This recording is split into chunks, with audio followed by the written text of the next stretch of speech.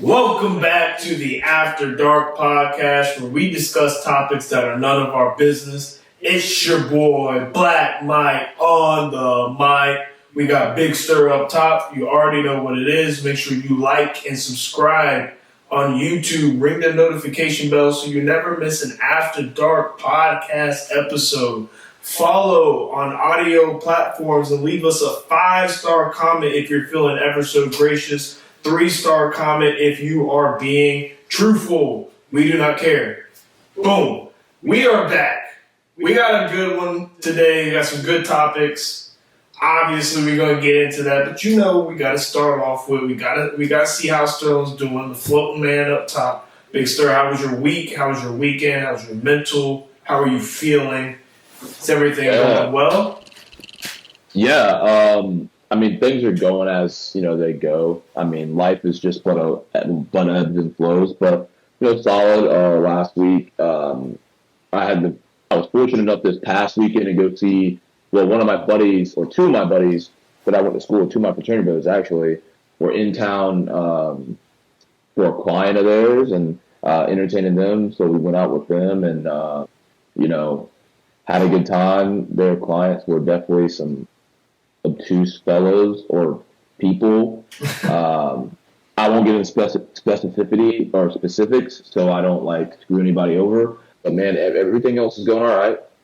We're kicking it. I literally went out on Saturday. I said to my roommate and his girlfriend, I was like, bro, I need to get a picture. And he's like, you like, oh, you always. Did you get one? I didn't see it. I didn't see it Insta drop. No, because I try to ask for the picture, and it's like, oh, we don't want to do it right now. I'm like, this is the reason we never get a picture. This is when I want a picture. It's crazy how it works. When I want a picture, nobody wants to take one. But when everybody else wants a picture and I'm not feeling it, they're like, oh, you need to get in this picture now. I'm like, the hell? I think it's weird. I feel like I'm never in situations where there's group pictures being taken anymore. I feel like that was a regular thing. We're going out. Someone's going to take a group picture, and, I'm usually around it and whatnot, but I feel like that don't even come up anymore. We go out, no one's taking flicks, or at least in, the people I'm around and the things that I'm doing, the group pic just doesn't happen anymore. Dude, I 100% agree with you. I think as we get a little bit older, it stops. I think they're more candid pictures that we'll do, not even necessarily group pictures we're going to post it type of thing. These are more memory pictures.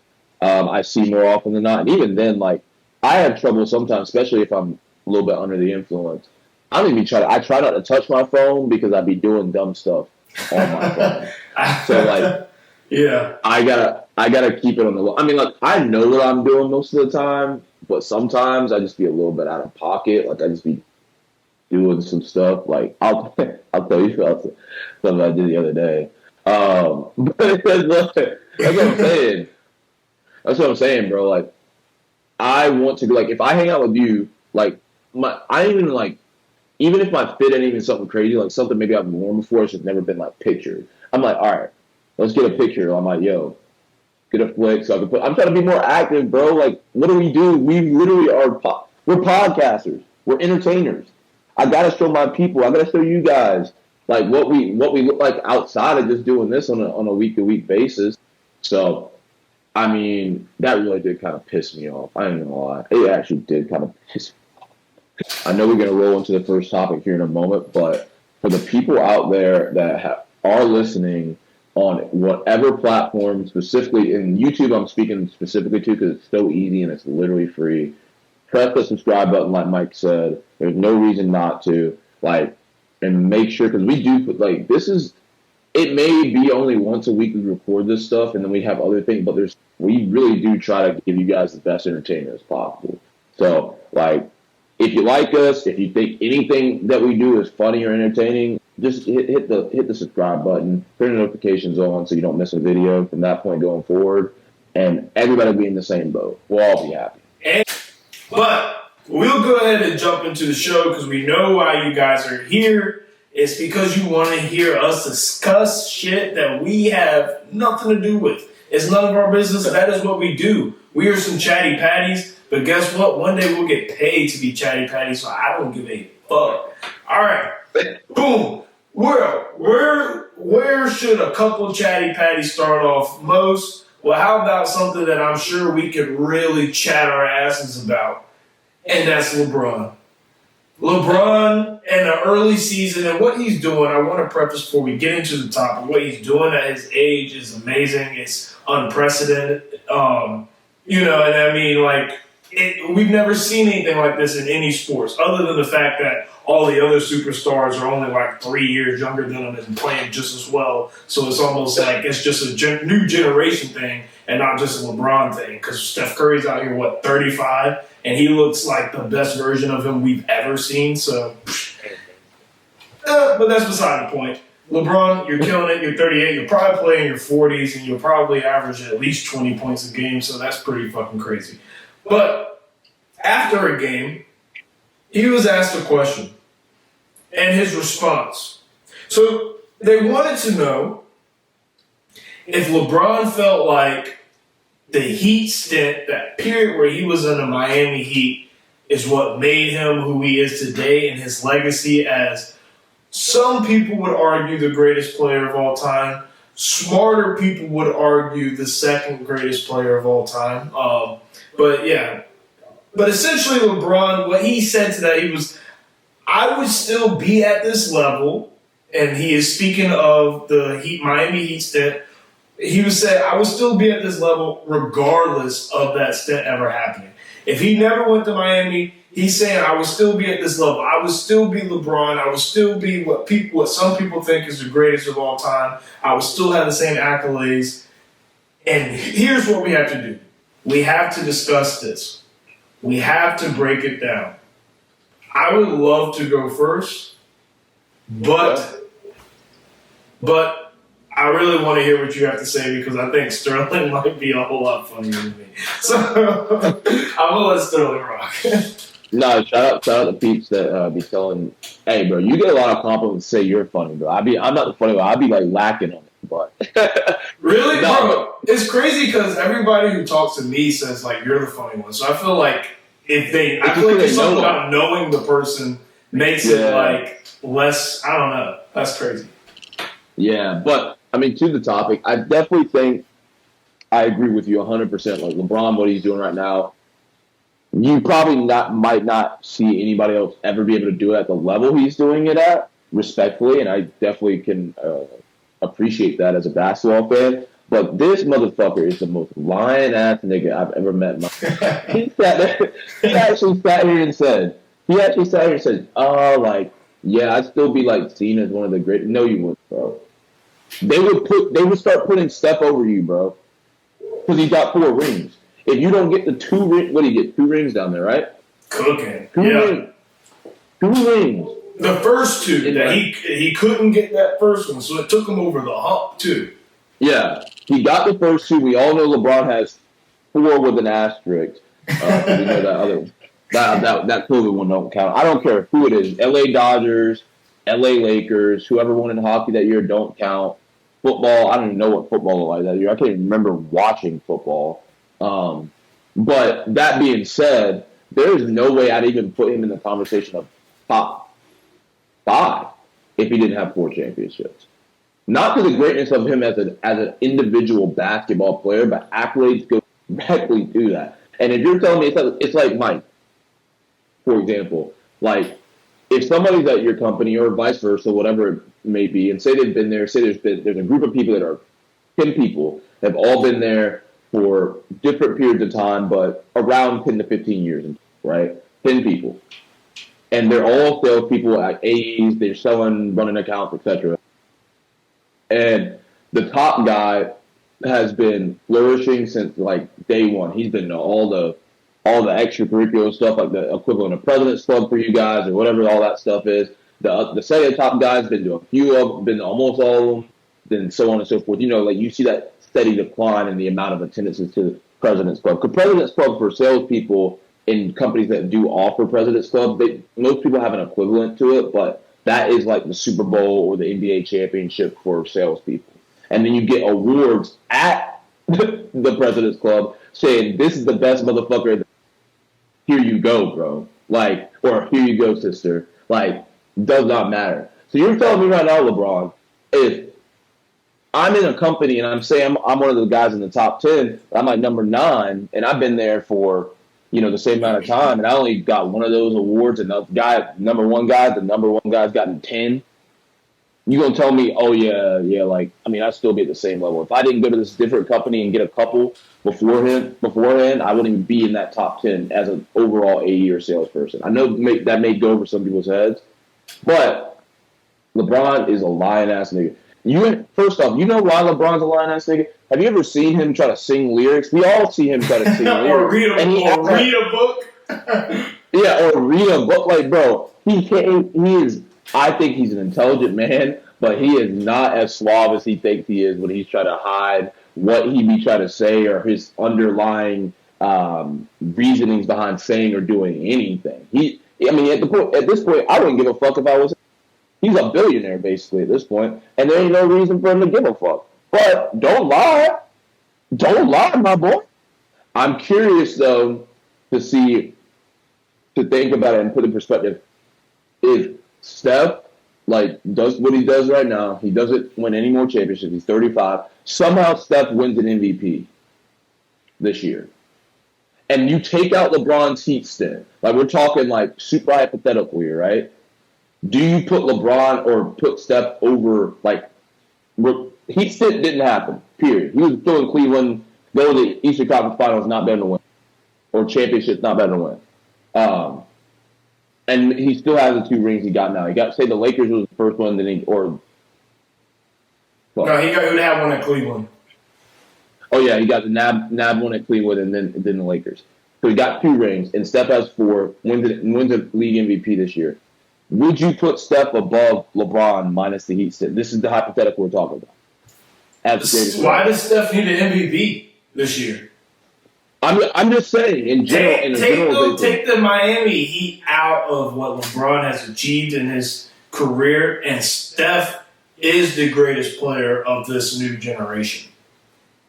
And there is if Steph wins another championship, there is obviously he's not going to get placed over LeBron, but there will be a real conversation of who was more impactful in that time, because whether LeBron is the better player, there would be no argument that Steph has achieved more. Well, not from an individual statistic standpoint, but all-around standpoint with everything placed into it. And yes, championships hold more weight. That's what we play for. I get so tired of this new generation want to crown these niggas that don't win shit. We don't play to get triple doubles. We don't play to drop 30 points. We play to win the game. They go that's what we're on the court for. That is the whole reason for the basketball game, the football game, whatever sport or competition you're in.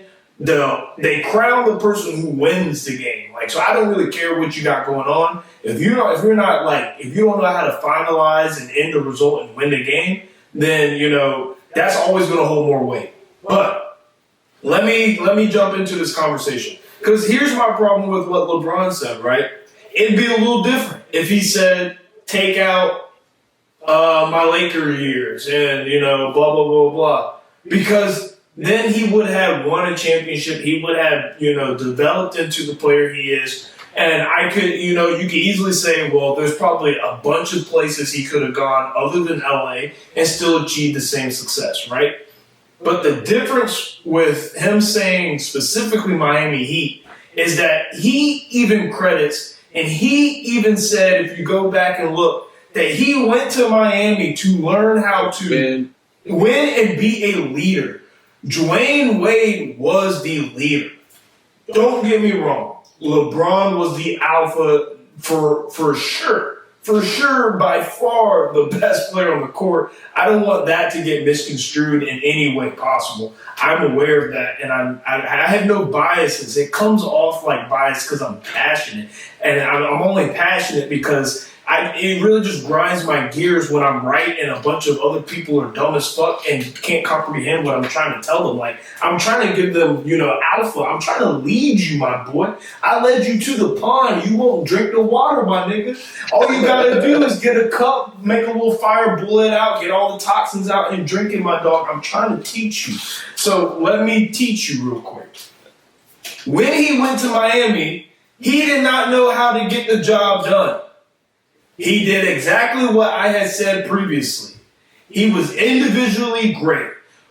LeBron, before he went to Miami, is equivalent, not so quite because, Jordan was scoring a whole lot more, but it's equivalent to Jordan before, Pippen got there and the championships. It's equivalent to that same step. The difference is Jordan didn't need someone who already did it to teach him how to do so.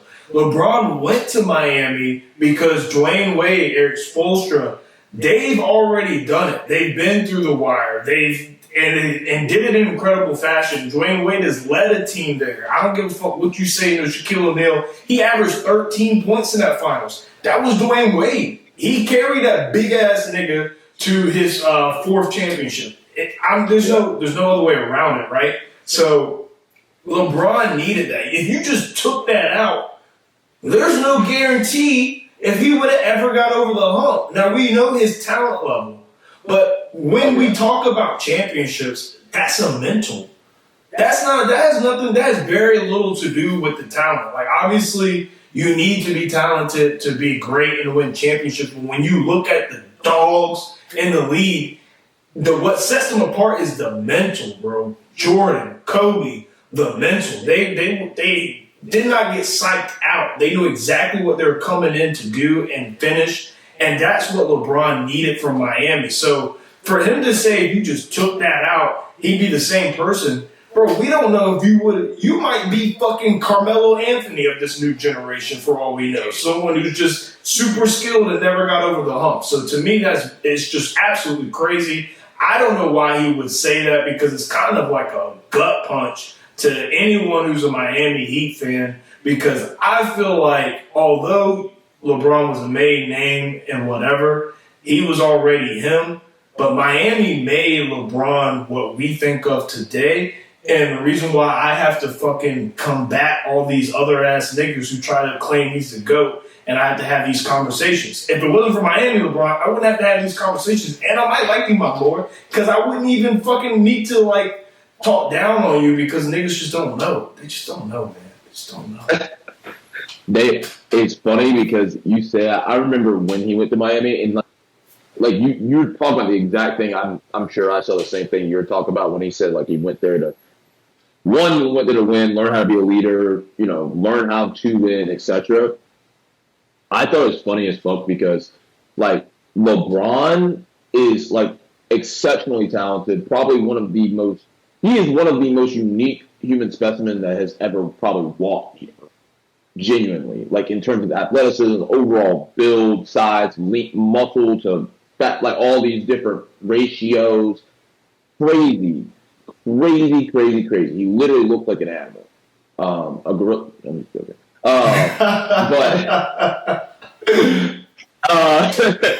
But when you talk about someone you could see, and it was a thing. I remember when LeBron in Cleveland, and he obviously couldn't win the first time around in Cleveland. And he would always pass up the shot, always pass it. I mean, always, bro. It'd be clutch time. He'd be like, let me pass this shit to Zydrunas Ilgauskas. Y'all, you remember Zydrunas Ilgauskas? Bro, he is and he's on a 15-foot jump shot. Why are you expecting Zydrunas? This is not the modern day NBA where 7-footers are hitting those shots. They're not, right? Yeah. So he got a lot of criticism. I remember he criticized a ton about it. Because it is the right play, right? It's the right play to hit the open man. We all, if you ever played 1 year of organized basketball, 1 season, it could have been in freaking pre-K. You learn to, pass the open person. Yeah. Right? But then, even in Miami, he had a little tendency to do it, but he could get bailed out because he had Chris Bosh and Dwayne Wade, and he had Ray freaking Allen, who basically saved him a ring. Yeah. In one of the greatest of all time, probably top. Damn, I ain't gonna go down that rabbit hole right now because I might get stuck. With Ray Allen in terms of shooters, but he had all these other people around him. Yeah, because I mean, I want to put Clay there, but the way his career, and then he had a good night the other night, so I can't cap. Like, he had a good night the other night. Clay's either 2 or 3. Yeah. But that being said, LeBron had the ability to make those passes and not worry about it. But still, if you're the guy, right? Like, there are plenty of times, like, when Jordan hit that famous shot against the Cavs, the crossover, like, basically when he pushed the nigga off and it rattled in from the free throw line, you know that shot, right? Yeah. If you guys know the shot I'm talking about. You mean the Jazz? Game 6? The Game 6 shot? I thought it was the Cavs, dude. I swear that was in the finals?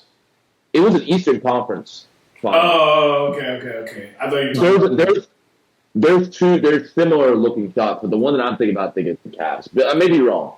But okay. I think, yeah. Yeah, either way, if you're not familiar with it, go look it up. You can literally look Michael Jordan crossover, and I guarantee it probably comes up.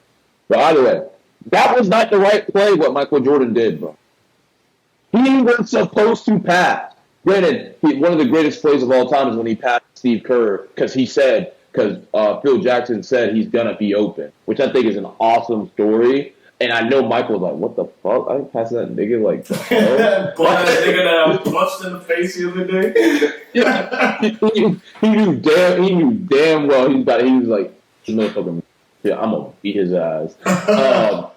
But there are plenty of times some of the greatest players make the play, but it works out because they took responsibility of the ball to shoot that shit. LeBron, to this day, I still think struggles with that shit. I still to this day believe he struggles with it because he's such a fundamentally rounded basketball player. It's hard for him to do the thing that you shouldn't do fundamentally. But that, bro, if I'm gonna lose on my own, vindication. Like, I'm not going to lose because I didn't take the shot. I ain't going to lose because I let Michael Bynum take a 3-point jump shot. No, damn well that shit was going to be a brick.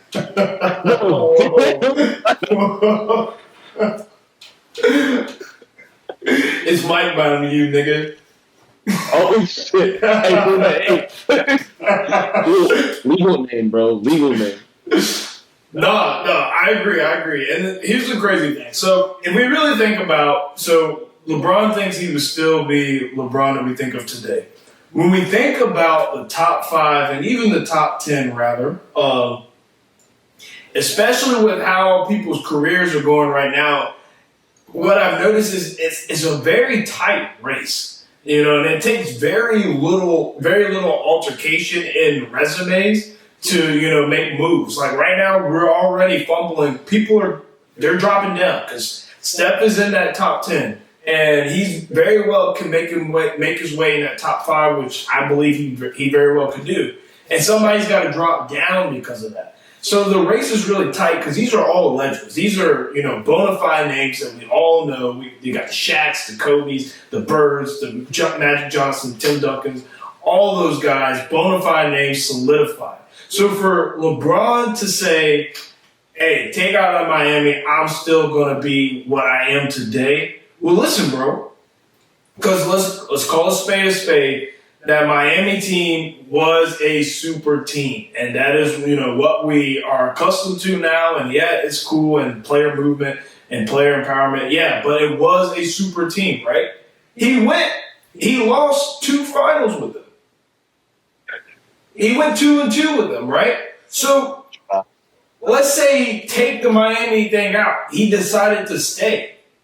What can we actually, infer that he would have accomplished in that stint? If with the help of Dwayne Wade and Chris Bosh, you went 2 for 2 in the finals, then, we might be able to give you maybe one of those years you went crazy, you went ape shit, and you won 1 championship. I can't even guarantee you that. But I will be willing to give you that maybe LeBron, if he would have stayed in Cleveland through that stint, because that's pre-Kyrie, Kevin Love. That's that's still the same Cleveland team. Maybe he would have got himself 1 finals. I don't know. I mean, it's very well possible. But now we're looking at 3. And he didn't. And we're looking at a lack of appearances, because that's what a lot of people pin on him compared to Jordan, is that he's just always there. But if he didn't go to Miami, those appearances wouldn't look the same because he was not there every year before the Miami thing. That's what the conference. It was the Celtics, bro. The Celtics it was the Celtics. So had he not gone to Miami, we can't guarantee that he would have gotten 2 championships that he did because, he got them, but he also lost 2 with the most stacked team in the NBA. And one of those losses being to the Dallas Mavericks with Dirk Nowitzki and fucking Jason Terry. So I don't know. I don't know if it's guaranteed that he would have even got another one, but I will give him one. But we can also say that he probably wouldn't have gone to all those finals in a row. It probably would have been other teams that would have gone in there over him.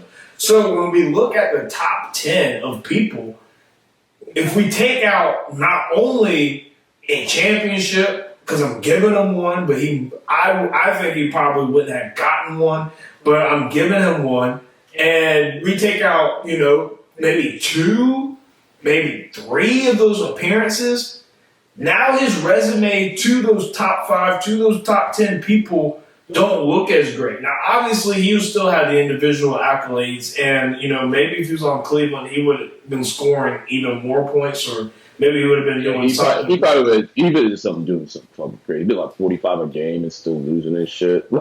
Yeah, so maybe he might have been doing some crazy shit like that. But when it comes to what the other people accomplish, and like I said, guys, all that shit's nice, but what we do when we step on that court is we're trying to get the W. That's the only thing that matters at the end of the day. I don't give a fuck. I'm going to be a Hall of Famer. If I'm the best player, look, Draymond Green is a Hall of Famer. Yep. Bona fide. First ballot. He's a guaranteed triple single. But he's a first ballot Hall of Famer. You want to know why that is? Because we play the game to win it, goddammit. So, as long as you're winning, you do not need all that other shit, because all that other shit is irrelevant.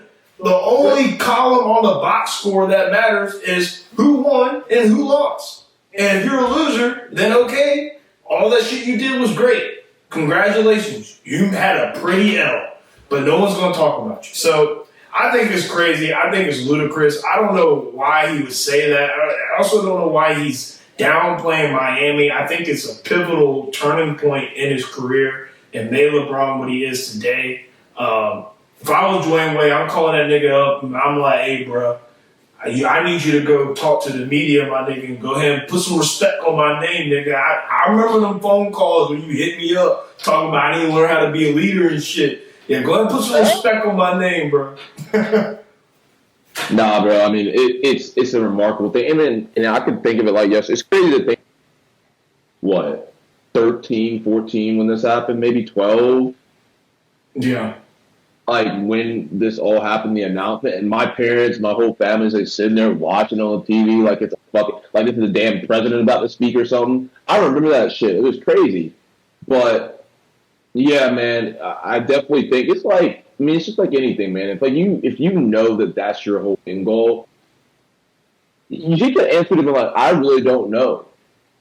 Like, I really don't know. Because, like, look, I went there to do this, and who knows, if I stayed in Cleveland, I might have been able to still win. I might have got these guys to come up here. Who knows? They might have came up here, might have had this, that, and the other. Those are all the things you have to take into account. And he could have been a lot more strategic with that. And he's usually pretty smart with his media answers. Like, he's been dealing with the media since he was like fucking 16. So I would hope that he's got some type of suave with it. But that was just idiotic. And speaking of idiotic, I know that's a transition we want to roll with. My boy, the number one Hoochie Mama lover, we call him the light skinned, I'm a shoot cause she here nigga, Jordan Poole. So apparently Cameron exposed Jordan Poole for allegedly taking ice fight on a $500,000 date. So to give you some perspective, basically he was at like a fan thing, and the fan was like, "Oh, like how was it to play with Steph?" And he's like, "Oh, it's so cool, and he's so good, blah blah blah." All the glazing bullshit you would say, right? And then this little kid asked immediately, "Yo, is the Ice Spice thing true?" He's like, "Nah." And it's like, so really the question we're asking here is this that like kid's a goat, by the way. Nah, that was no transition, no segue, no nothing. Oh, is the Ice Spice thing true? Like he got him all opened up. He knew what he was doing. He might be a great salesman. He'd be like, "Yeah, it's like, oh my gosh, your kids are so awesome." Okay, that's gonna be $120,000 for the company to do that. But the question at hand is this a 1% nigga move by taking like if he did do it? I mean, I'm thinking he did. I see the way he looking. Oh yeah, he definitely did it. I mean, and to put in perspective for the folks out there, Jordan Poole makes for 120. I think it's 124 million 4 years of his contract. So he's put in $38 million contractually. So $500K is a drop in the bucket. You know what I'm saying? Yeah. But then again, let's take the side that he did do it, right? I mean, the question we're asking is this a 1% nigga move? Fuck yeah, it's a 1% nigga move because he is in the 1%, bro. It ain't no other way to go about it. Like, first off, we already talked about the flights and the shits like that, bro. Like, and I'm definitely not taking Ice Spice is all right, like, but I ain't gonna take Ice Spice on a $500,000 date. Like that boy said, was it Cameron said? I think it was Cameron said. Yeah. He said she's from the Bronx. She don't care. She got her own money too. She got her own bread, and you really about to just go and okay, like, bro, people will throw anything at her. You gotta be different. And like I said, it ain't even worth spending $500K on her. Ain't no woman worth $500K unless that's my wife and she got my kids. Like, ain't no way. And that's no disrespect to any woman. Because I hope you don't think I'm worth $500,000 either. Because I'm not. I am not. I mean, for the companies out there, if you're willing to pay me $500,000, in the future, I would gladly take it. But that being said, my point is, I just don't. I mean, if I had the money, yeah, I'd blow this spice. It's just like it's a dumb 1% nigga. That makes sense, in my opinion, because I ain't taking that girl on a $500,000 date. After Dark Podcast family. Let Black Mike speak to you for a second here. Because at the end of every episode, I tell all of my male listeners or people who I identify as male listeners, however you want to do it, whoever listens to that one part where I talk about 1% niggas and think that I'm speaking to you, I'm speaking to you. And I tell you every day, become a 1% nigga. Get your bread up. Quit your bitching. That's what I tell you, because I want all my listeners to be 1% niggas, and I want all the ladies listening to, not be hung up on the fucking other 99% and move on. That's all I do. Let me tell you this right here. When I say become a 1% nigga, it's not so you can do shit like this. That is not what I'm saying. This is not a 1% nigga move. This is a 1% of the, pussy ass simp nigga moves. That's $500,000. First things first, I need Jordan Poole to teach me how to spend $500,000 in one sitting, because my mind can't even fathom the thought of what he could have possibly done, where he could have possibly taken her, and what he could have purchased that would have equaled $500,000. And, I really just, I don't understand. No, this is not a 1% nigga move. Who's dropping $500,000? Ice Spice is new to the game, my bro. She's still drunk off fame. You can hear her just off the clout. Just off the drunk off fame. She tipsy off that bitch right now. Ooh, Jordan Poole hit me up. He dropped 40 points in his preseason game. Bro, 500,000? Where are you going? Like, see, this is how I know. This is how I know I need to get my bread up. I couldn't even think of places that like would get me close to that 500,000. I'm over here. I still saw the list that we talked about a couple weeks ago with all the places not to tell a girl to go to, and I was looking at it getting ideas. I was like, oh shit, some of these I would have never thought of those. So yeah. I mean, I know he didn't do any of those because none of those equal $500,000. They didn't even equal $500, which is my cup of tea. But it kind of blows my mind. I 1,000% believe that he did it. If you look at Jordan Poole on the sidelines, if you look at him anytime Kamala Harris is, within a 5-foot radius of him, you know exactly that he is willing to drop $500K on the Ice Spice date. That is, and these NBA players are wild, bro. They're out here babysitting porn stars and, putting them up in these expensive apartments, paying them 100+ K salaries a year. These NBA niggas are crazy. They do not give a fuck. If the NBA nigga gives your girl the look, starts biting on his lip, or talking deep and shit. Hey, here you go. Take it. Yeah, she's gone, my bro. She is gone, my bro, and it's because you don't even know how to add up to a $500,000 date, like me. I don't understand that. I don't think that's a 1% nigga move. I feel like he kind of overdid it for Ice Spice too. Like Cameron said, I don't even think that she really liked that. Like she seemed like the one of the most down to earth of the, new celebrity pop stars in the game. So, I don't know, man. I wouldn't have done it. No, like I said, I'm not going to spit on it. Like I couldn't even imagine. What can I do? I'm telling you, it's one of those Drake shits. He had to do one of the Drake things that we don't know about. The Bebelos to the Bobolos to the Baba, back to the Baba. He had to have done something like that because there ain't no way I could even brother. I couldn't even tell you how to spend $100,000 on right now. I could just spend 10 grand maybe, 20 grand maybe, 30 grand maybe. Like you start getting to 6 figures for a date for one occasion, bro. You know how disrespectful it is. You know how disrespectful it is. Like think about it.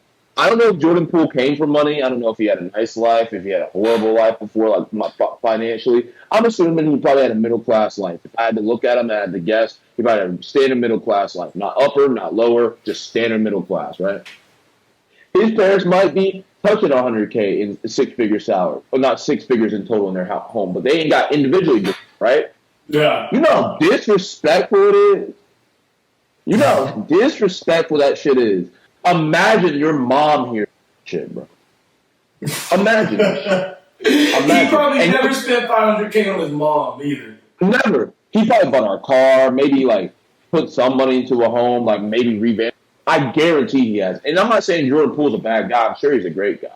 Yeah. But I know the first thing I'm doing with those big checks is getting my mom whatever the fuck she wants. I don't care what she wants. She can get whatever. You want to go to the store? Let's go to the store. If you want to get a brand new house, sure, let's do it. I don't care because I'm going to give it back, right?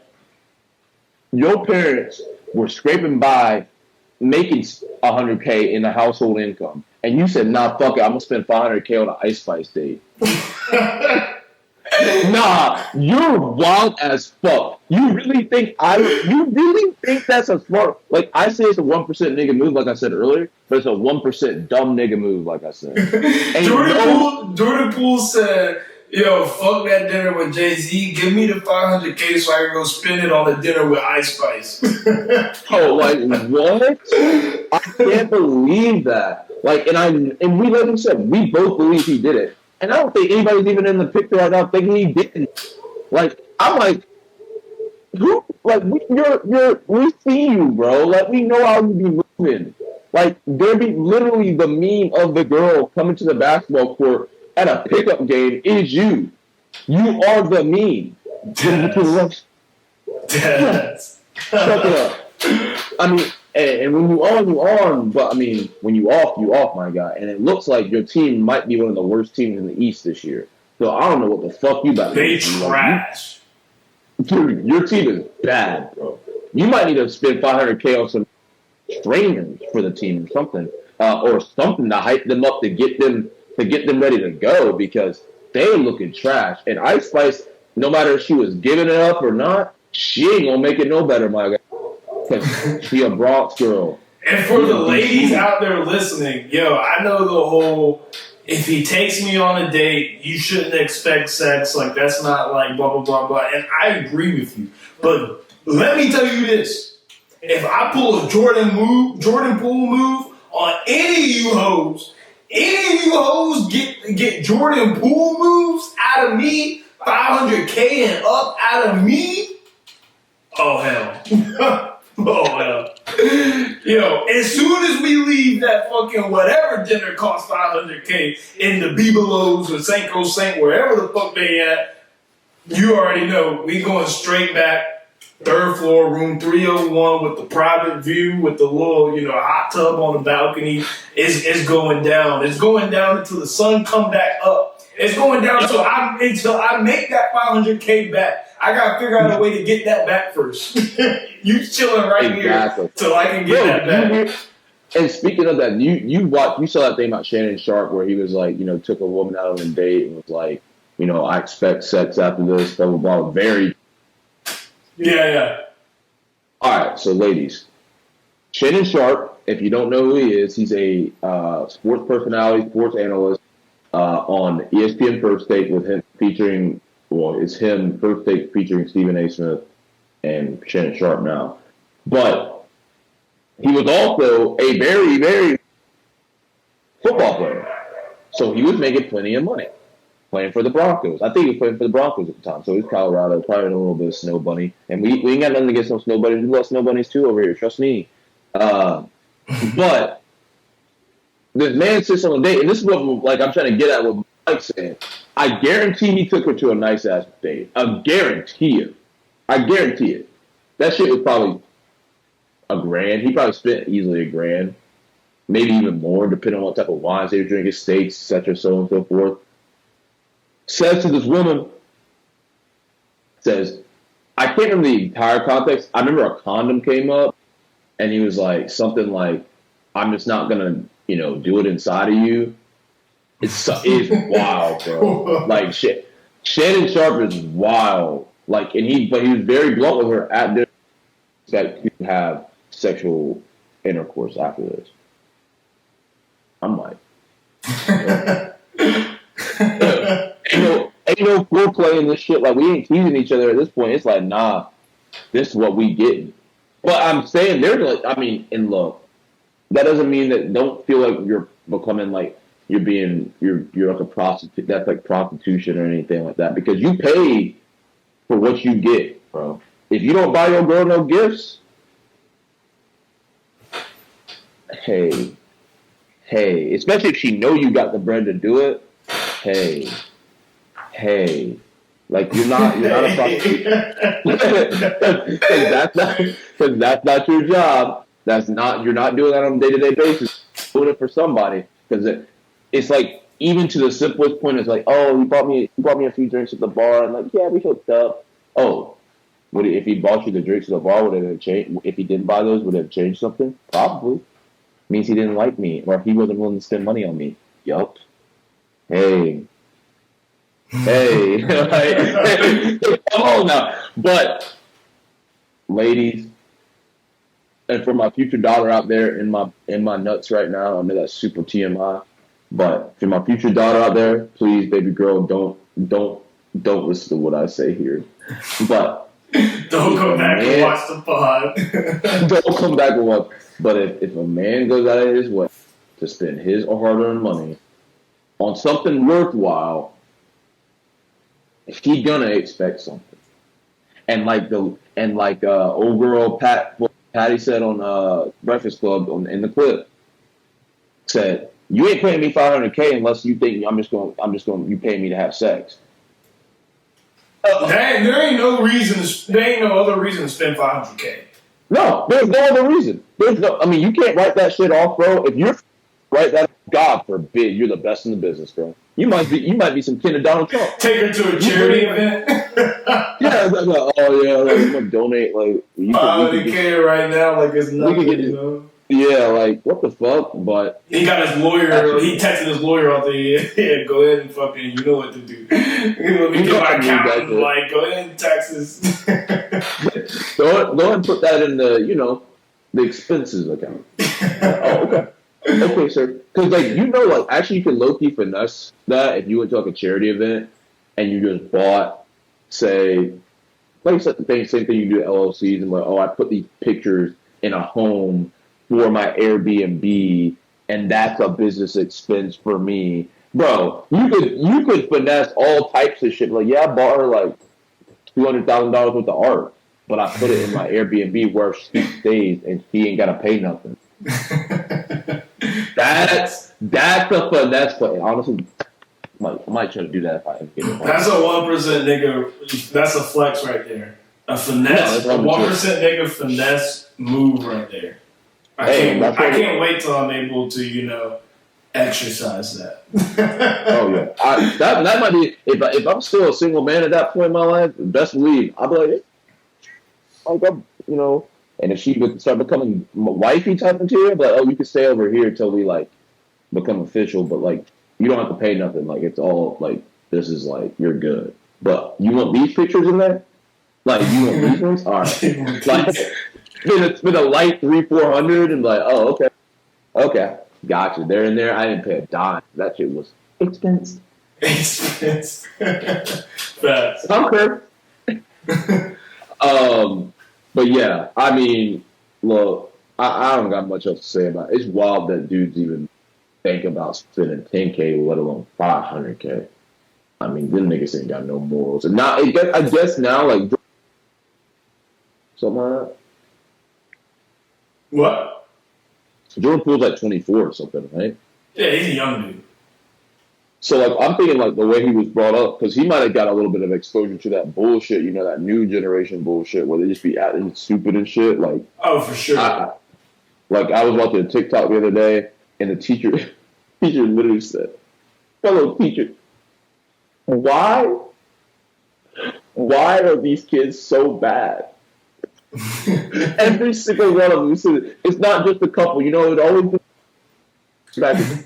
But why is every single one of them so bad? Every single one of them, no respect. Dude, it's how they come up, bro. It's a whole different fucking wave of humans. Yeah, they're being taught by the internet, bro, and that is not the way you need to fucking interaction. But I don't know if you have any other thoughts on that, Mike. I know that shit's kind of funny just because it's wild for him to kind of go about that shit, but... No, I ain't got any other thoughts. Just, like I said, for the people listening to us, when we say 1% nigga, these aren't the moves that we're talking about. Because in all reality, 1% niggas don't have to make those real rambunctious and fucking absolutely crazy types of gestures to get the girl. Now, I'm not saying you don't have to be creative and, do some, unique gestures. But I'm saying those unique gestures do not have to equal $500,000. That's all I'm saying.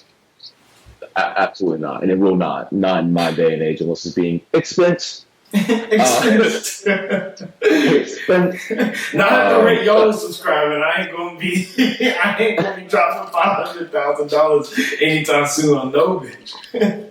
Nah, I won't be dropping $500,000 on nothing. Period. Period, bro. And I mean, look. Unless I'm about to buy, look, I can't buy $500K cash. If I can buy a home right now, $500K cash, best week, I'd be in a $500,000 home right now. Yeah. Sure can. That's the crazy thing. That was $500K cash, bro. That was a fucking loan. That's not even a loan, bro. It's the $500K. The wild thing is, he might have said, nah, that didn't happen because he didn't even know how much it cost. He might have just been buying shit. Nah, it couldn't have been $500K. He's like, nah, we didn't go that crazy. I mean, I didn't check the price tag, but it couldn't have been no $500K though. He'd go to the accountant and literally like, yo, hey, how much did I spend on that trip? Mr. Jordan Poole was about $700,000. You hit London, Bali, and Hawaii all in the same day. And then you don't even own a private jet yet, Mr. Poole. So you were paying a lot of fuel costs and the plane itself or the jet itself. So yeah, that's their ad now. Yeah, and then the other girls you brought while Ice Spice was there. Don't know why you did that, but they were expensive too. In fact, I be seeing. No, I'm not even joking. I've heard rappers talk about it. They'd be like, they'll bring a girl. Well, that's like the Kevin Durant shit too. That's just. Well, the backup date. Yeah, but it's like they bring in multiple girls. Like they'll take them out on a trip. It won't be like a solo trip, just them and that girl. It'll be like them. Obviously, their security or whoever they're with will be there, but like it'll be like 2 or 3 other girls. Right. Which one? I got the good vibes. Like, all right, your vibes off. Go ahead and bring that other one over here. That little light skinned video over there. Yeah, let's see what her vibes. Bring Carmen over here real quick. I never see Carmen. But yeah, I mean, Jordan Poole, if you can hear this, bro, I really hope you spend your money wiser because you know who was wise with their money now, who honestly didn't have the talent you had. I mean, yeah, he did at one point, but he definitely fell off a cliff towards the end of his career. Gilbert Arenas, dude's a demon. Maybe you should take some advice because you're playing for the Wizards now too. But speaking of just people that are somewhat down to earth and kind of smart, we got J. Cole. J. Cole actually recently sat down with Lil Yachty. His podcast, A Safe Place. So J. Cole basically was talking about a little bit, about him and Drake and their dynamic and how they're kind of cut, as written here by my fellow co-host, but from a different cloth. And so when they get on a track, they're typically like, they're trying to compete. So Yachty had obviously mentioned a little bit how this generation doesn't see it like that. And they care more about the beats and that type of stuff and whatnot. But when you're comparing Drake and J. Cole, which rap style is better? Like, is it the rap like going back and forth and like kind of like competing with one another, or is it let's just pop in and let's have a good beat? The lyrics really don't matter as much, and that's really the question we have at hand. What's really better for the future of where we go with hip hop now? Because I feel like we have this conversation pretty often, where we're going to see hip hop and or the rap game go. So, Mike, I want to kind of get your thought first because I feel like I've been first a couple times and kind of blabbered. Yeah, so, and essentially what's being referenced, he was kind of going at Joe Budden because Joe Budden was talking about how J. Cole, which he kind of reiterated some of the same thoughts that I had when I listened to first-person shooter mode, was that J. Cole absolutely washed up Drake. And he was kind of mad at Drake for not really taking on the competition. Drake went more for what was good for the song and the radio play and the club banger hit, rather than, J. Cole came for blood, and rather than Drake smelling that and trying to compete back and forth, he went for the song. And so Yachty kind of proposed it. He kind of tried to bait J. Cole into it a little bit too. He did a good job. Yeah, he was like, because how do you feel about Joe Budden saying that, and rappers going on the song and competing? Because Yachty felt like that wasn't the case. He said, I feel like two greats get on the song, they're just trying to make a good song. That's what I do when I get on a song with anybody else. And J. Cole was like, basically, he was like, I hear you, but that's not the cloth him and Drake are cut for. He basically said that him, Drake, and K-Dot, and then the ones that came before them are cut from more of a lyrical standpoint cloth, where when they get on a beat, it's, I'm going to take your head off. Yeah, we're trying to make a good song, but like, I want to be the reason why this song is good, not you. Like, it's going to be my verse, not your verse, because everyone back in the day used to love to learn verses, and you would hear a song and you'd have your favorite verse. I remember songs like No Hands, and when they had the fucking baloney line, I was like, damn, that verse is the best verse. And everyone loved that verse. All the verses on that song is hard. That's the middle school anthem, but that's beside the point. So No Hands in middle school. Yeah, it's crazy. It's crazy. The fucking middle school dance grinding sessions were fucking nuts. But Yeah, so which one is better for hip hop as a whole? And from a front facing perspective, it seems like it's quite obvious that, J. Cole and Drake competing on a song, trying to make the best lyrics and the best verses is the obvious choice of what's better for hip hop. But it really kind of depends on what angle you're looking at it, right? Because if you're looking at it from an angle I choose to look at hip hop and how I kind of believe you choose to look at hip hop, then yes, you would agree that the competition of verses is better for rap in itself because it's really what birthed rap. Rap was about the lyricism and about like the storytelling and the competition of it. It was a battle. People would rap on streets and they would have rap battles and they were trying to have the most clever lines. And so that was incorporated into the music. And I think that it made it made great eras of rap. But at the same time, in order for rap to transcend and get to the place that it is today, where it is competing with genres like pop, it has overtaken what was once the king genre, like rock, and it is it's the number one genre in the world right now. And when you get to that point, then it has to start to relate to a larger audience. And so when you look at it from that angle, the sport of lyricism and rap and storytelling can easily get lost because, not everyone's into that. Not everyone's into the, let me get on a verse, let me give you, 20 bars and go back and forth. As you start trying to hit multiple pockets, multiple markets, you're just trying to make music that transcends generations, it transcends geography and all that standpoint. And when it comes to that, you just need timeless melodies and hooks and very catchy beats, which is what Yachty's coming from, because Yachty's coming from a very pop version of rap. He's coming up in the era where it's poppy. It's not as raw and as hip-hop was breaking through the mold, which is, when you think of rock, what rock did initially. It broke through the mold. It was kind of the rebel child. Hip-hop's no longer the rebel child. It is the glory child. It's the biggest genre in the world. And so, maybe I would like to say a little bit of both kind of would be helpful to bring it back to its essence. Yeah, I mean, I hate it. So I hate to use recency bias because recency bias is such a bad thing when in really any argument. It's like super concrete. I'm sorry. But I want to speak directly like Drake's album he just dropped, last month. And we obviously, and guys, if you haven't seen that reaction to the Drake album, go back and watch that. Super fun. But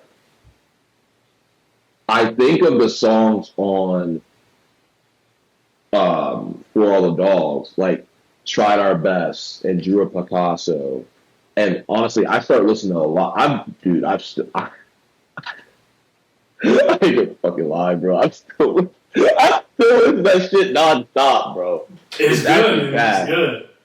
It was bad. But I'm listening to it now because the lyrics. Like, the beats are great. Like, I love, like, mixtures and, like, nice little melodies here and there.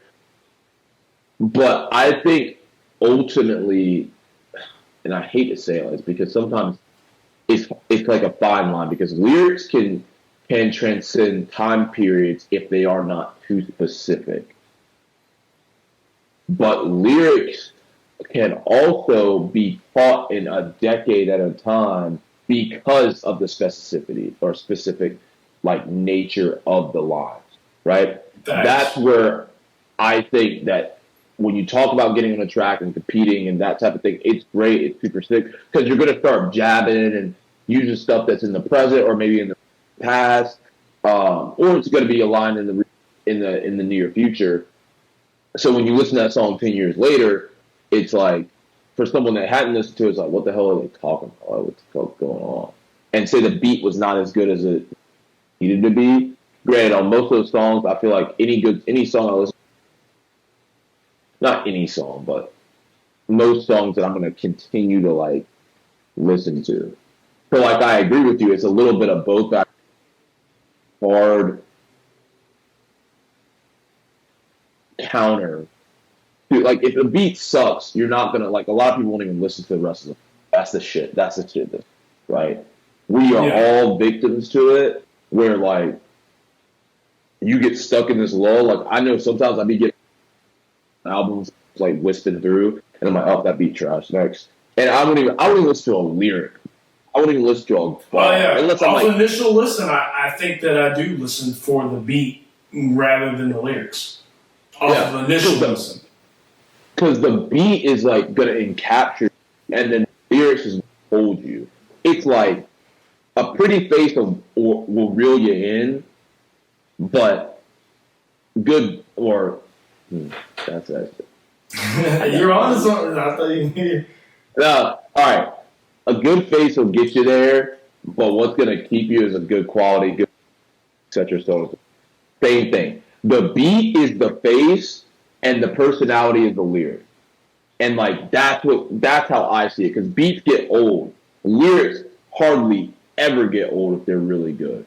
Yeah. If they're really good, they never get old. Beats will. People will mix. You know how many times you've probably seen a million times.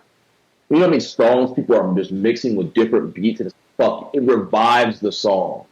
It like makes the song sound damn that's so fresh again. That's what like it's just such a like I don't know, it's a very, very slippery slope. But like I said, I think it's the face and your personality is your lyric. And if you can maximize both ends of that while also having fun, making a great fitting off the competition, obviously that's the best of like that's a dream world. But I do think like if we're looking at it, it's like 65-35. The beat 35%, 65% longevity and greatness of a song or album is based directly off the fact that rapper, artist on the track, and they're not somewhat trying to like make that song great and making people think, oh, that's Mike's song, that's not Sterling's song, that's so and so song, not whoever it actually is song. That's a dude. The fucking Want to Needs, bro. People started thinking that was Lil Baby's song. If the memes didn't come out to like troll Drake, it always been song. So. No, I think I'm just saying because he fucking ate on that fucking song. So. But I'm saying it's Drake's. Yeah, it's Drake's song. Yeah. But it's Lil Baby's song because the memes saved him from not losing the credibility that he. Period. Like that's what I'm saying, and I think that's what makes it great. Because I could go back and listen to that song now and still enjoy it. And it's because Lil Baby went crazy. Lil Baby stepped on that track and said, "Now fuck you, Drake. You're getting bodied, bro." And I appreciate that. As a listener, as a fan of music, as a fan of hip hop, can't ask for anything more from an artist. Yeah, that's a great point too. Because when I think about timeless music, and when you just think about timeless artists, people who are here and have long careers, because the rap game or music game in general is usually kind of a very short lifespan. Some people are lucky. If they're lucky, they see 5 years of being hot in the game, right?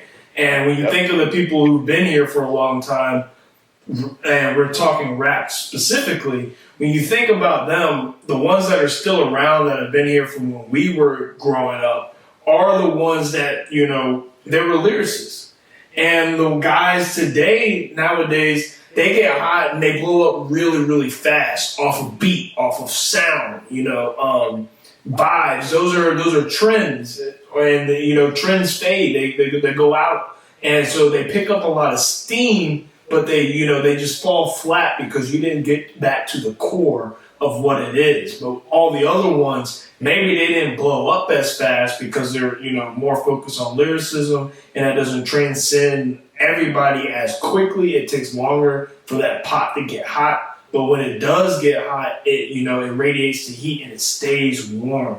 And the other ones, they're in a microwave, but, the lyricists, they're boiling over the stove. I don't know. Shitty analogy. Sterling's analogy was much better. I tried to bounce one back out there. It didn't really work out, but it didn't really work out there, but you get the point. I do agree with you. I do think that the lyricism is the base of what rap is. It's, rap is only rap because of the style of lyrics. Like, that's the only thing that makes it rap, really. Like, Exactly. everything else is just, it's music. Like, it's not really, obviously drum patterns and stuff like that is very memorable when it comes to rap, but rap is rap based off of the lyricism style in itself. So you got to get that to the base.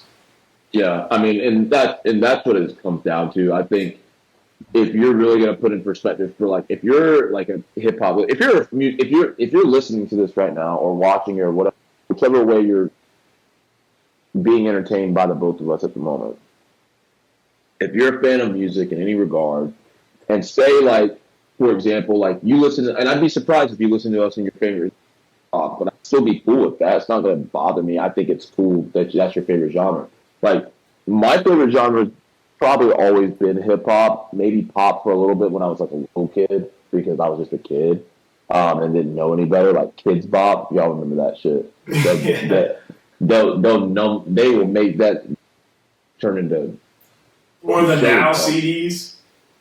Yeah, the Now CDs. Now 57. Like, damn. Like, I feel like I don't know what the Nows would be at now. Now 100, but probably way more than that. But if you listen to this now, and you're a fan of music, period, like, think about why you like your genre the way you like it. Like, why do you like the way it is? Is it because of the beat? Is it because of the... Maybe you have a sentiment with the artist, your favorite artist within that genre that made, or is it because the way that they speak? Because rap is different from rock, just like rock is different. Pop, and just like pop is different from, drill, and then soul is different from. I could go on and go, but everyone has their reason why. Like, I ain't gonna sit here and cap with you, like. I be in the car with my mom sometimes. She be listening to gospel, soul music, bro, sometimes. That shit just be hitting. Like, sometimes it be hitting. What's that soul? No, oh, man, I gotta... it just be going crazy.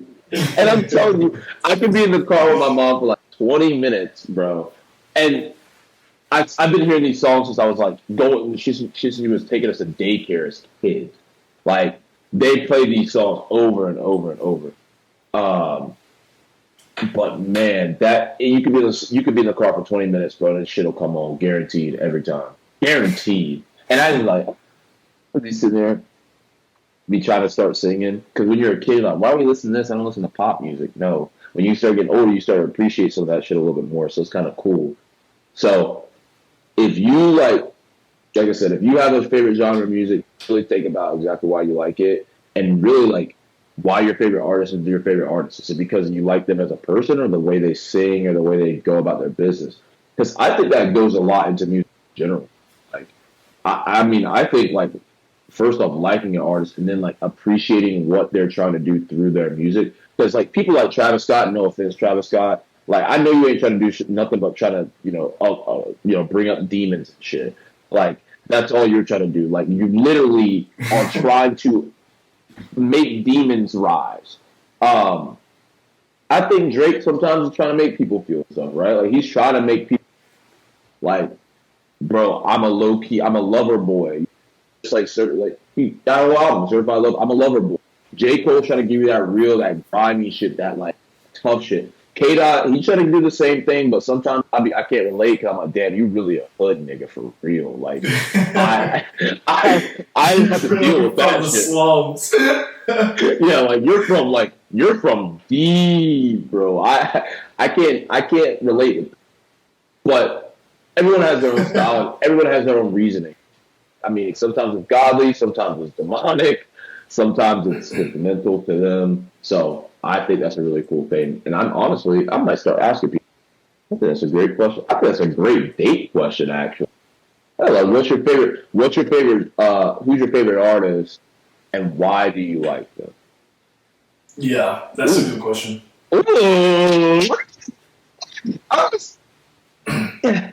Yeah. I'm running right now. But yeah, that's just my piece on it. I know I talked quite a bit about that one, but I don't know. That shit was just clicking in my head. No, yeah, that was good. I agree with you too. Yeah, I definitely obviously to summarize basically, for all you basement ass rappers, you Pro Tool ass, Logic ass rappers just hopping on your little thing, you little software niggas that know your way around some fucking software and can auto tune, and now you sound halfway decent. Hey, bro, you might pop off for a year or so. You might get you that one little 15 seconds on a TikTok viral. But unless you sit down and learn how to scribble and rhymes together, man, you're going to be here one day and gone the next. And we're going to talk about it. So, yeah. We're going to talk about how you were here today and gone yesterday. Little Telephone is off the scene after just 6 months. After this crazy hit, iPhone versus Android. Like, bro, I can't wait. It'll be exciting for all of us. So if you guys are listening, not telling you to stop your grind, because I respect all the grind, bro. I couldn't do it myself. Like I always tell about Monty, I couldn't be on the grind like that either, but I respect the hell out of that. Do what you got to do to get to where you need to be. If you're doing authentic shit like the boy Monty, if you're trying to make good music, keep doing that shit. But if you're like Little Telephone in the basement and only got the auto-tune shit, you better figure out, like you said, like Mike said, how to scribble, write, and figure out how to encapture people what you're saying, not sound. Bro, you think we're gonna have hella beef in the future when this pod blows up, dude? I don't go. Well, you think niggas gonna really be beefing? Like, they ain't gonna be beefing with me because, like, bro, I don't give anything you beef with me for. For anybody who listens to this, I'm letting you know right now, if you beef with me, I don't care who you are, I'm using it as content. Anything you tell me can be used against you. If you text me anything, don't think I had some honorable, like, I'm just gonna hold that back. Like, nah, if you text me, I'm gonna be like, hey, Drake told me he killed XXX.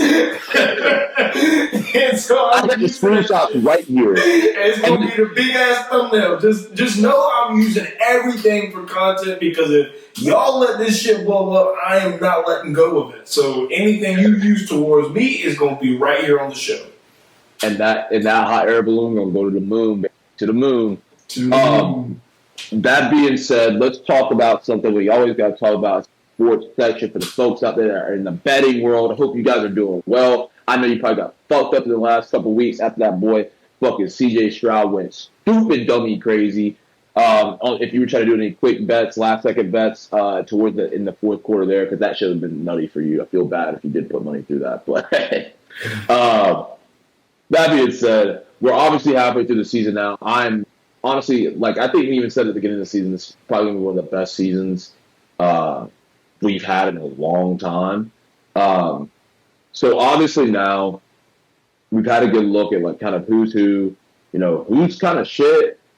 And I'll take the shit. Not the Panthers. I'll take the shit. They ass. I know. But it's time to give some Super Bowl picks, mid-season Super Bowl picks, because we will adjust when. Thankfully, we are adjusting if I have to. If somebody just whole team gets hurt, we are not keeping them in that shit. I don't care. By the way, before we do put Super Bowl picks up, Dave Portnoy, CEO of Barstool, just put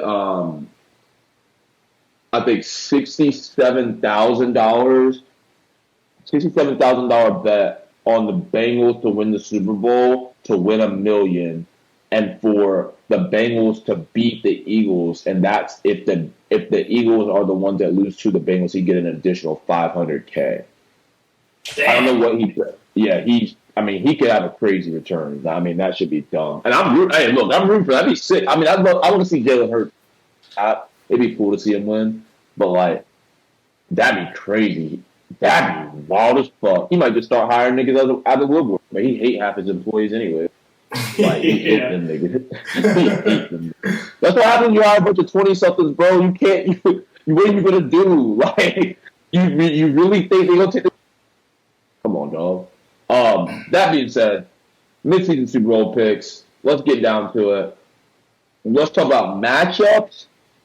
NFC, AFC champ, right? Yep. And let's talk about overall winner and possibly score just off of the midseason we're looking at. All right. Mike, do you want to start or do you want me to start? We can start with the AFC championship. Okay, who's going to match up in the AFC championship? Yeah, we'll do the AFC championship, then we'll say the NFC championship, and then we'll specify who will be in that Super Bowl game. Okay, got you. Or be the winner. Yeah, I got you. So, excuse me. I do agree, not with Dave Portnoy that they're going to win the Super Bowl, but I do agree that Cincinnati Bengals will be playing the Kansas City Chiefs once again in the AFC Championship, barring any injuries. Hopefully there's not a game fire. I don't think there's any team in the AFC right now that can genuinely compete with the Chiefs, because even after the Dolphins showing, I believe it's been 409 days since the Miami Dolphins have beat a team over 500. Granted, I think that's going to change here pretty soon. I just don't think the Dolphins are going to be able to get over that quite yet. I think they got a large window. So AFC Championship game, Bengals versus the Chiefs, and I still believe Joe Burrow is the most extinguisher. I don't care. I got the Bengals, AFC champ, going to Super Bowl once again. Interesting. Okay. I like the Bengals. They're hot right now. They look like they're back into. They always have a slow start. They started off slow last season. They look like they're back in form. Joe Burrow's healthy now. He's clearly the second best quarterback in the league behind Patrick Mahomes. I think he's this generation's Peyton Manning, kind of plays similar style. But before you give your pick for AFC, I know that Lamar and the Ravens are in that picture, and I don't want to disrespect Lamar because I love that man, bro. He's one of my favorite players to watch, but your boy, you can't win. You're like LeBron. I feel bad. I really do.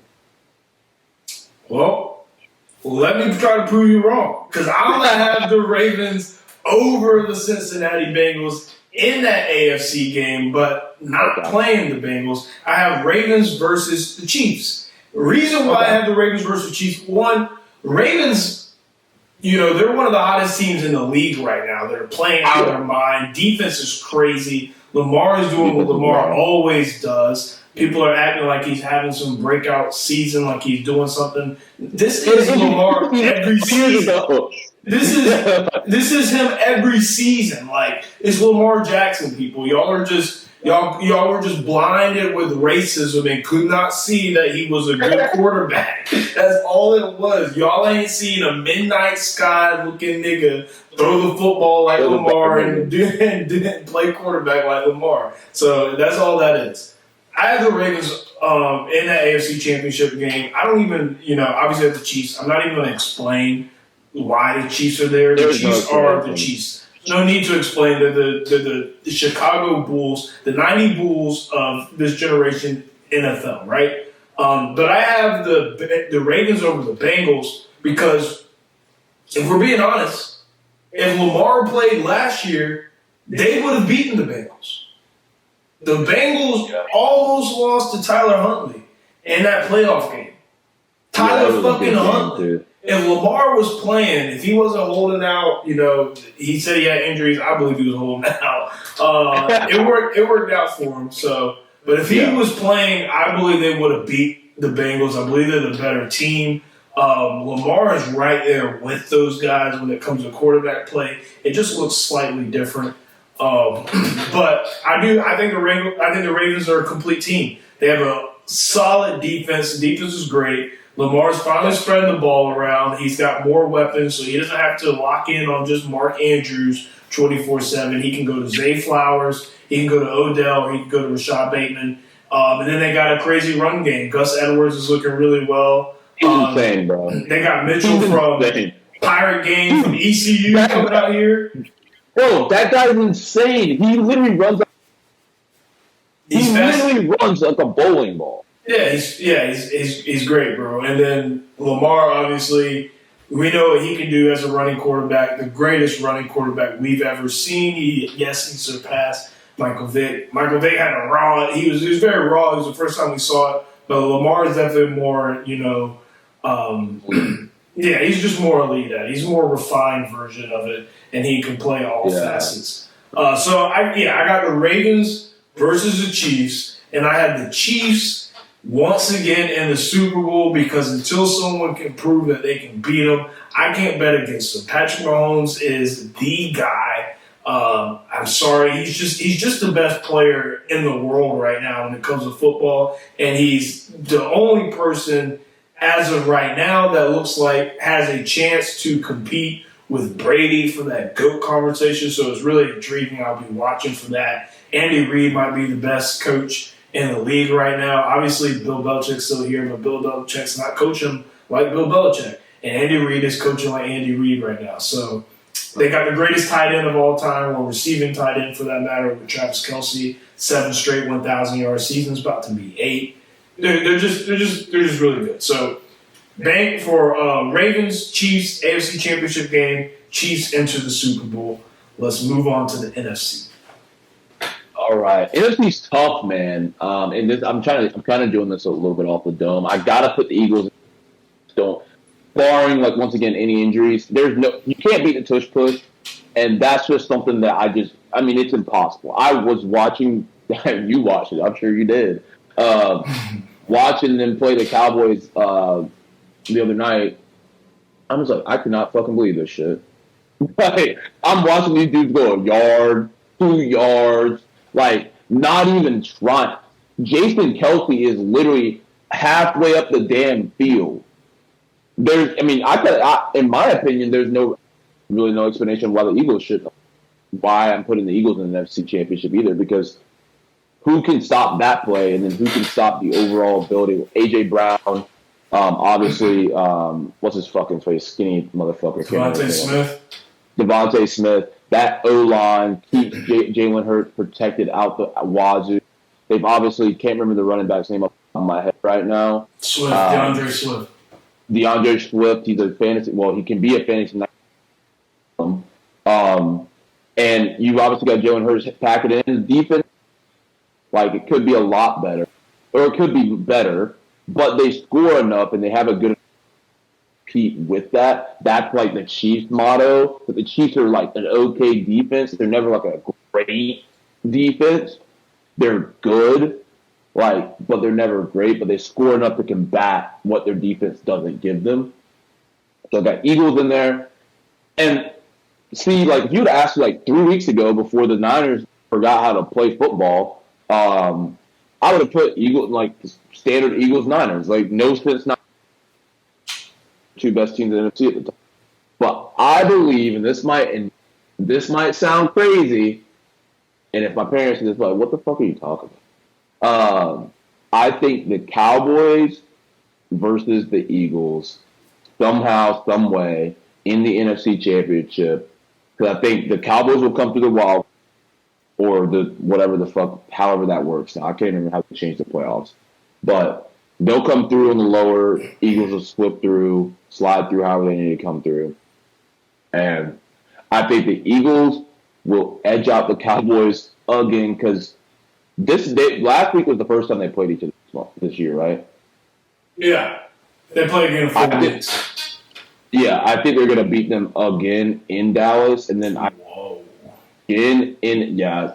just think they don't have, there's just there's a tiny edge. And I'm telling you, bro, I'm not fucking joking, Mike. The defense. We were the better team that night. Yeah, so what? Tush push exists. It doesn't matter. So you think you think in Dallas, bro? Have you seen what we do in Dallas? I don't care what we do in Dallas, bro. The team is 8-1. Do you know Dak's record against the Eagles, bro? I don't care about Dak's record against the Eagles, bro. He's playing Jalen. He's been playing Jalen for a year, 2 years. Yeah, he's outplayed him in every game. But how many? And he's won more often, right? No, they're 1-1 against each other. 1-1 against each other. But Dak's outplayed him every game. It doesn't matter, Mike. Bro, that's what I'm saying. It could be as simple as the tush push that gets those guys to the Super Bowl. I think it's gonna be a rematch of or actually not a rematch. Sorry. I believe it's gonna be the Eagles versus the fucking Cincinnati Bengals with a chip. I think it'll be one of the best Super Bowls we've seen in a while. Last year's pretty good, or it was okay, solid. And yeah, it'll be exciting for everybody.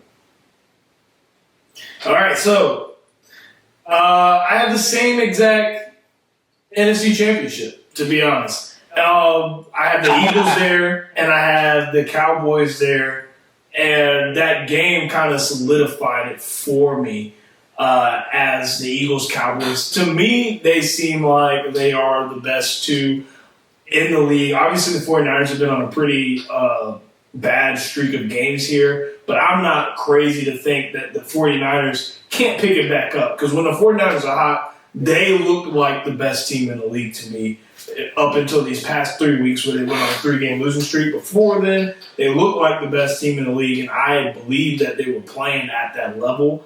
But I just don't believe in Brock Purdy, man. I mean, I know he had a great start, but I think he's showing his true colors. I think what happens when injuries play an effect, or when you have to actually play with the playing behind the sticks, or if you're not leading, because he was always leading, and now he has to bring his team to the forefront. I don't know if he's cut from that cloth. I don't know if he's that guy. I personally don't think he is. And I'm not saying he's a bad quarterback. He obviously played out his mind for his first 11 starts. So he's a great quarterback. He's a good quarterback for that matter. Maybe he's a franchise guy. Maybe he's their franchise guy. But I just don't see him. I see him being kind of the X factor in a negative way. So I do have the Philadelphia Eagles and I have the Dallas Cowboys in the NFC Championship. Philadelphia Eagles, they were in the Super Bowl last year. That experience is going to do a lot for them when it comes to playoff time. Right now, they're finding a way to win games. They don't look great in any of the games that they're playing, but they're winning them, which is what matters. And those are the ways that you're going to have to win those games in the playoffs. Like they're not going to come easy. You gotta have to grind me. You gotta grind them out, and they're doing that. What kind of concerns me about the Eagles, though, is their defense. I believe that, if they're not getting a ton of sacks, then they're not as effective as they should be. The offense was great. A.J. Brown's amazing. We know what Devontae Smith can do. We know what Dallas Goedert can do. Jalen Hurts is a top 5 quarterback in the league. I think they're a good team. I think they're very well competing. They'll be great, and their experience will transcend in the playoffs, and they'll be evident. And obviously, I got my Cowboys. There might be some bias there. I'm not gonna lie. There might be some bias. But at the same time, no one can tell me that they watched that Eagles game and felt like the Cowboys weren't right there, weren't a formidable opponent. Like if that was the NFC Championship game, nobody is disappointed in that matchup. Cowboys showed, hey, we belong on that field with them. They obviously didn't get the game done. It was a game of inches, literally a game of inches. I could say that there were some, questionable calls that were either not called, are we going to say that? First of all, how can a tight end, how could he be short if he was getting tackled before the ball even got there? That's probably why he was short of the end zone by a couple inches. But, beats me. But I'm not going to hold that against it. It's whatever. It's a game. We'll get them back. We'll definitely split. We're not losing both games. I don't know if you keep up with Cowboys, we're not losing both games. And Dak's not losing back-to-back games to the Eagles. He's going to absolutely shred them at home. And we need a defense to step up. The defense didn't show up. Everybody wants to put shit on Dak. Dak was not the problem. Dak played great. The past 3 weeks of football, he has been a top 3 quarterback in the league. He's been playing lights out literally since that 49ers game. And, I think the Cowboys and the Eagles, it'll be a great matchup like we saw. It'll probably go through Philadelphia, so it'll be a similar style game. And so who's gonna win is the real question. And see, this is hard for me because I had the Chiefs. You don't want to bet on your team and like that type of thing too. Not even that. I had the Chiefs in the Super Bowl, and I'm not someone who believes that there will be a repeat Super Bowl.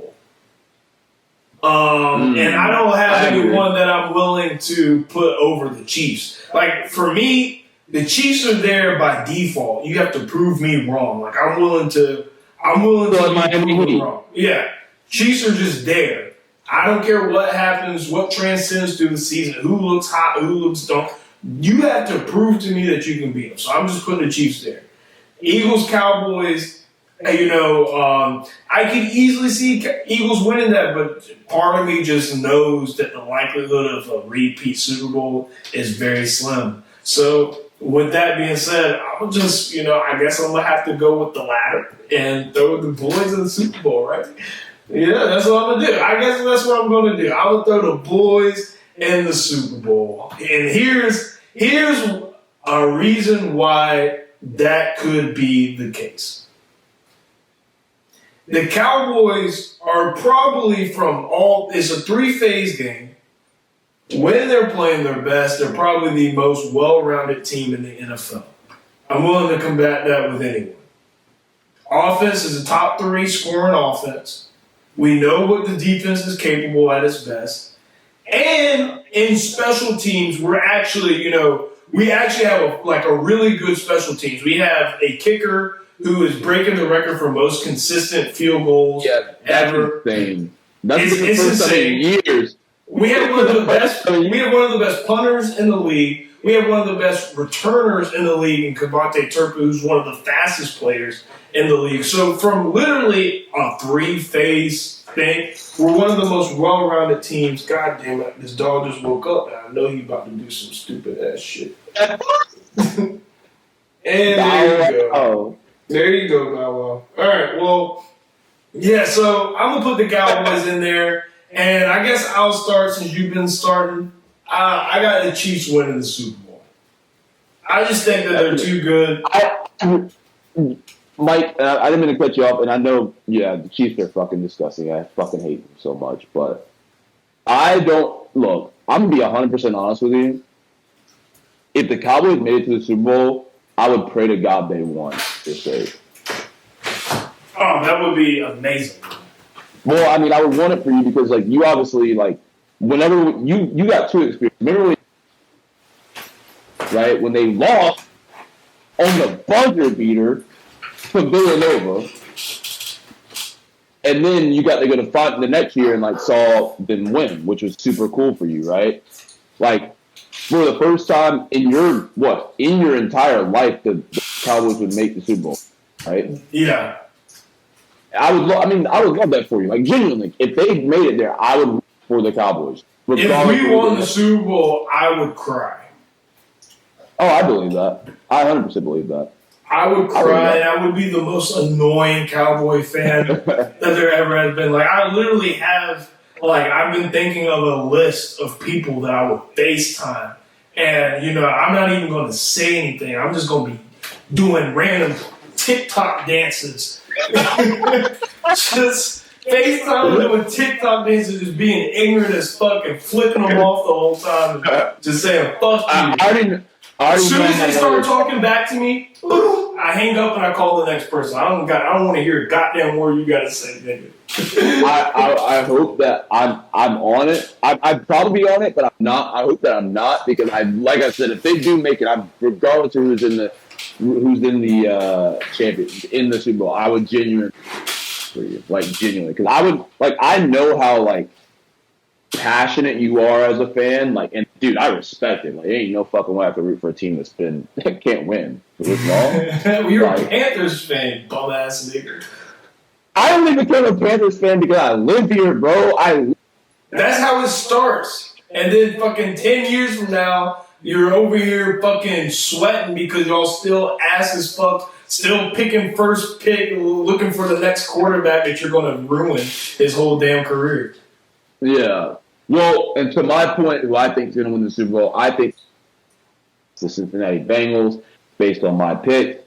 Like I said, I think, in my opinion, like from earlier, I think the only team that is the genuine kryptonite to Patrick Mahomes is Joe Burrow. I think Joe Burrow legitimately kind of has his number where he's like, I don't give a fuck what he's doing on the field, bro. I'm just going to handle my business type shit. And I'm like, I fuck with that. And that's why I like Joe Burrow as a quarterback as well. He just seems like he doesn't. He's like, all right, whatever the fuck. Like, I'm just go out here and do my job. I mean, he's definitely a cool ass nigga. Like, he's clearly, like, everyone fucks with him on the team. He's got this swagger about him, and he just and it shows in his play. Yeah. But, yeah, I got the Eagles winning, it'd be the first Super Bowl. No, second. I think it'll be the second Super Bowl ever. But either way, it will avenge the Andy Reid late gate from years ago, back when Tom Brady and them were cheating. I think, and granted, Andy Reid. He's already got that. The Eagles beat the Patriots already with Nick Foles. Oh, they fucking did. Yes, they damn. But he didn't get. That wasn't his ring either. Yeah, it wasn't. But damn, never mind. He'd probably be pissed they beat the Bengals. Actually, no, he'd be happy as fuck they beat them. He'd be happy as fuck. Now, give them a. Get them there. But no, I would, like I said, like as a friend of yours, I'd be excited. So, granted, I don't want them to make it there to see you really. Yeah, keep that energy, because I want to put you on the list. But Mike, bro, if the first time they win this 75 years old, you fucking my ass. Yo, the first time, the moment somebody tried to hit me with the, hey, bro, it was a good ass game. I'm happy for you. Hung up. Get out of here with that sentimental bullshit. Where was that the past fucking 15 years of my life? Hell nah. Ain't nobody trying to hear that dumbass shit. Nah, this is fucking, I'm coming at your neck. If you try to hit me with some nice ass shit, you're getting hung up on. I'm not listening to it. No, I would definitely, like I said, I'd root for you. I definitely think right now, like looking at the, really excited about CJ Stroud. That motherfucker, I don't think, that's not a past Sunday. The kid is fucking good. Once again, the Panthers fucking can't get it right. Can't get it fucking right. We get a fucking sorry ass little nigga looking like fucking prime Patrick Mahomes. Like, what the fuck? Dude, 46 seconds, bro. 46 seconds. Like, Bryce Young would be shitting himself. CJ Stroud's over here having a 5-touchdown game while Bryce Young's throwing 3 interceptions. 3 interceptions, 130 yards passing, 1 touchdown. And then the thing is, they're like, oh, Bryce keeps his composure. Nah, you know what I felt with CJ Stroud?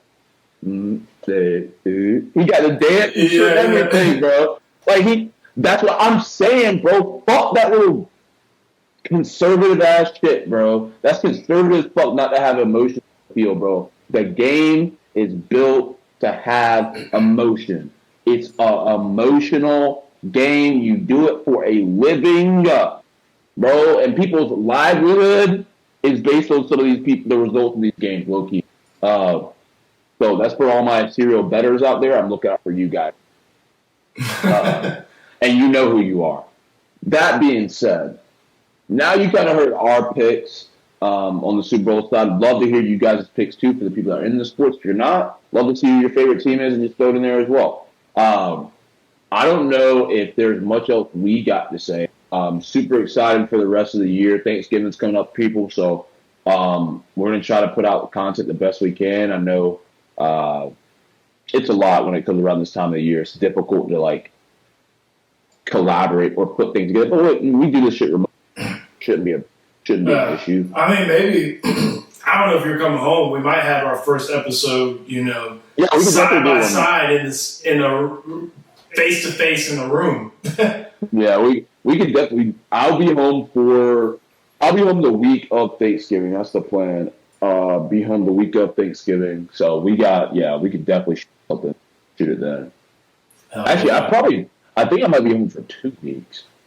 I might be there the week of, and then the week, like, probably till like Wednesday the next week. So yeah, I'm probably gonna hit 2, low key. Hell yeah. But other than that, folks, I hope you guys enjoyed. And I hate to be that guy, but I'm gonna be that guy. If you have not liked, subscribed, or commented, do that shit right now if you're on YouTube. If you are on Spotify, Apple Music, whatever platform you listen to us on, like Mike always says, give us 5 stars or give us 3 stars if you're being honest. We appreciate it either way, and honestly, we don't give a fuck. We appreciate it. Every little comes to us. Other than that, we're trying to do a little bit.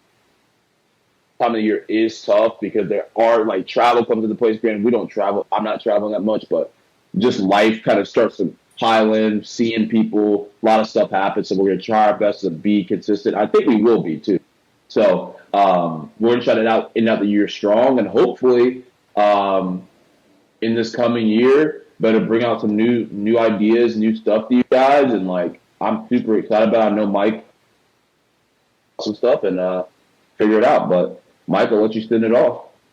Yes. This was a good episode. I like the topics. We had a good time.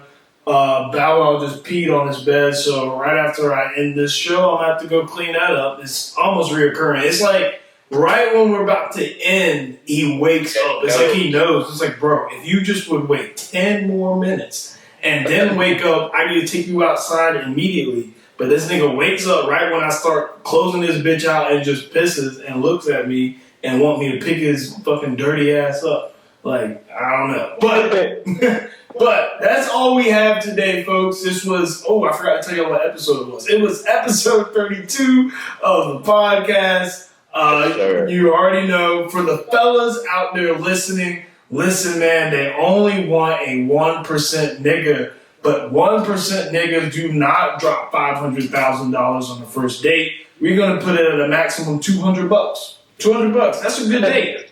That's a good date, bro. That's a 1% nigga date. That's a 1% nigga date right there. So, all you guys listening, quit your bitching, get your bread up, and let's all get there together. For the ladies out there listening, if you out here crying over the other 99%, what is you doing? There's niggas out here who's willing to drop $500,000 on a hoe, and you out here crying on this nigga who took you to McDonald's. Get over it already. Move on. He don't want you, but it's okay, sweetie, because you are beautiful and powerful, and we'll always love you. It's the After Dark Podcast. Until next time.